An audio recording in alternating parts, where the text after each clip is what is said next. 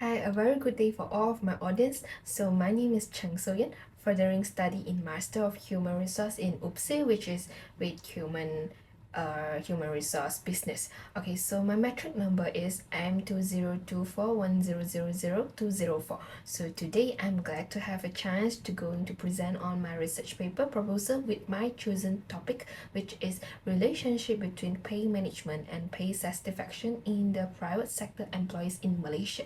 Alright, so this is the presentation. So I'll be going through with my outline of this content, which is chapter 1, 2, and 3.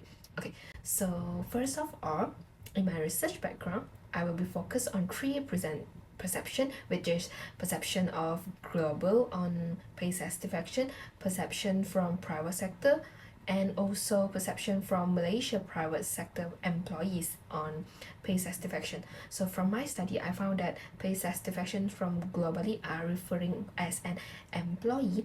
So employees satisfied with the pay level either indirect or indirectly monetary reward while providing performance to their work. So the conception of pay satisfaction by each employee are totally means different things for everyone. So there are some satisfaction currently papers show that with high salary and perception to pay more by the organization, so the employee will provide high satisfied with the pay level will be increased. So hence the employee will be willing to contribute more than goal setting by the organization due to high satisfaction towards the pay will lead to employees more satisfied and more motivated. Alright, so to the next present is problem statement. So on my research paper, the researcher found that there are still existing in the issue on employees are still unsatisfied with their current salary or pay by company in current agenda.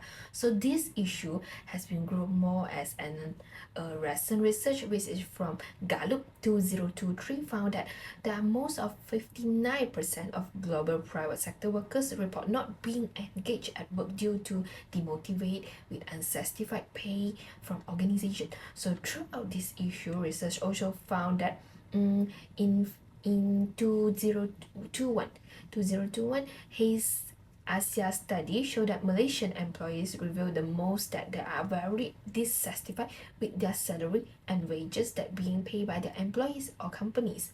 So the second of the problem found that is there are some previous study are still not consistent. It is due to incomplete on this topic. So this means throughout there are many studies that clarify on the concept of employee pay satisfaction in relative dimension, but still some researchers found that the previous article the argument had not adequately recognize and address employee dissatisfaction with pay in nowadays society. So most of the previous studies clarified the impact of employee pays towards organization development and more focus on the element and dimension of the pay satisfaction, which are pay benefits, pay level, pay raise, pay structure, and also administration satisfaction, but not on pay management.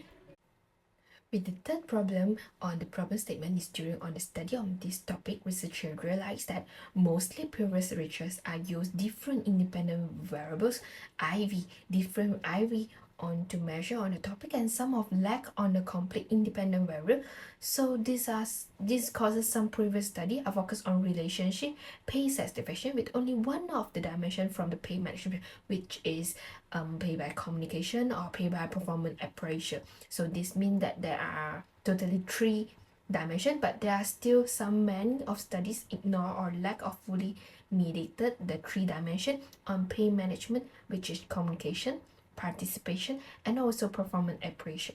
Alright, so to be more understanding with the studies, so research build research objective and questions to ensure the research are made with target objective. So there are totally three objectives, which is to measure the relationship between communication and pay satisfaction, to measure the relationship between participant and satisfaction, to measure the relationship between performance appraisal and pay satisfaction. So there are also three questions to solve it, which is, does communication has significant relationship with pay satisfaction? Does participation has significant relationship with pay satisfaction? The third is, does performance appraisal has significant relationship with pay satisfaction? So furthermore, in this study, the researchers were interested in proving and justifying some of the following reasonable prediction as hypotheses, which is three hypotheses. First, there is a significant relation between communication and pay satisfaction. Second, there is a significant relation between participant and pay satisfaction. The third one is there is a significant relationship between performance appraisal and pay satisfaction.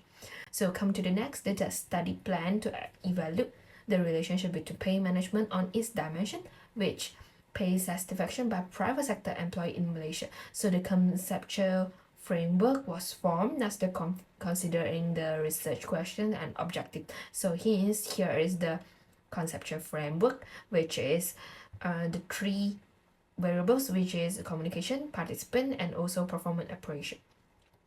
So last but not least, that I need to be fully apologize on that my research has not been clarified until chapter 2 and chapter 3. So I'm still trying hard to have idea on my research methodology and literature review also. So I'm so ashamed that I had failed on my time management along this day. So I believe that I will take a long break after the Odyssey and I will start my thesis journey as fast as possible again to make sure I'm not leaving the way. So at last, here will be the end of my presentation. A deep thankful for all supporting given my supervisor and my classmate. So that's all from me. Thank you.